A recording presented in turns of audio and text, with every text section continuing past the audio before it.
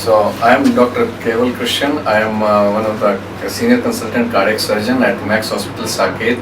I am trained in ventricular assist device, heart transplant and ECMO program, and I do general cardiac surgery also. At the same time, I learned this specialization and this expertise at Mayo Clinic, Rochester, Minnesota, USA, as well as at Mount Sinai, New York, USA. So my main expertise is in the redo surgeries, ventricular assist device, heart transplant, and extracorporeal membrane oxygenation. The ventricular assist device and heart transplant are basically the indications for end-stage heart failure, when its main causes of that are dilated cardiomyopathy, postpartum cardiomyopathy. When the heart is not pumping properly, the heart function reduces to 10 to 15%, and patient cannot live with that comfortably.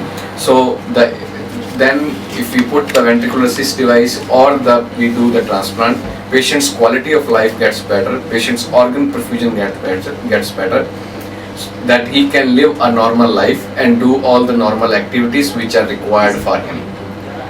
The ECMO is like an acute condition we use in the acute conditions like this swine flu or with other bacterial or viral pneumonias. Those lead to lung failure, and after the lung failure, the patient cannot be maintained on ventilator, and then we put it is kind of respiratory dialysis. We put the patient on extracorporeal membrane oxygenation, and within 15 to 20 days, when the lungs they get better, we remove the ECMO, and patient gets better and goes home. We are the highest number of ECMOs we are operating in the country, and we are the first center in the country for successful retrieval from another hospital. Retrieval means we go to another center, we put the ECMO over there, and then bring the patient to our center when the patient's oxygenation is very poor. And we have successfully treated many patients. Those are quite happy to go home and quite happy with the treatment. And the cost of ECMO goes to almost 15 to 20 lakhs somewhere for the 20 days the patient stays in the hospital. And for ventricular assist device, it costs 90 lakhs, including 21 days packaged in the hospital, including the surgery and 15 days stay out after that. But though the cost is prohibitive, but the kind of support to the life it gives and make the patient alive and do the normal activity, it is not comparable to the money they spend. With the heart transplant, the problem in this country is because of the paucity of organ donation, we don't get many hearts to heart donors. So we have to offer either ventricular assist device or for acute condition ECMO. But if the people they come forward to donate their organs for the noble cause at least, then they can give lives to many patients, and the patient who gets the newer heart can live the normal life and can get relief of his illness.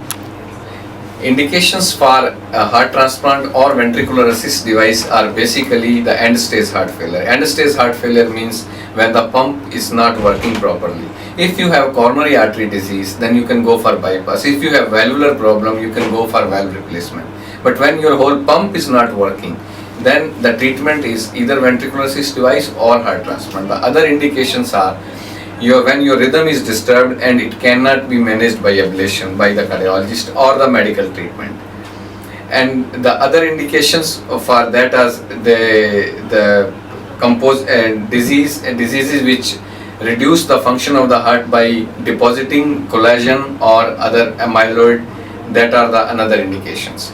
But the main problem with this, or the main symptom, is the patient cannot get normal without changing of heart or putting a ventricular assist device, because there is no other treatment when the main pump gets failed. The newer advances other than heart transplant, ventricular assist device and ECMO are the minimally invasive surgery. You can make a small incision and do the same surgery. We call it as a heart port surgery.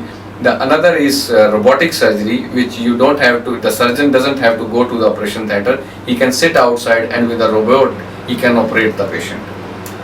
These give small incision, faster recovery, and the post-operative course is less in this patient, but the cost of the procedure goes up.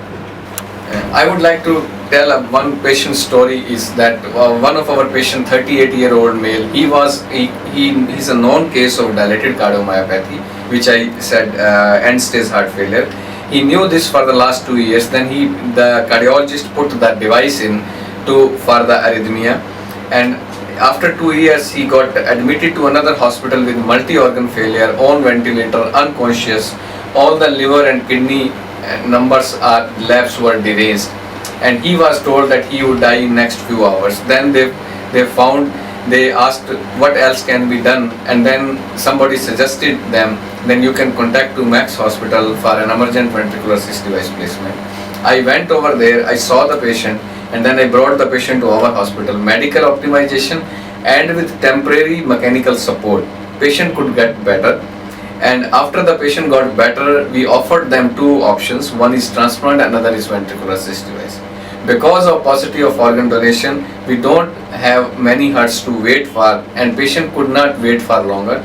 So they arranged money for ventricular assist device. I did the surgery, and surgery lasted for 6.5 hours. Patient got better after that, and after a few days, patient got discharged.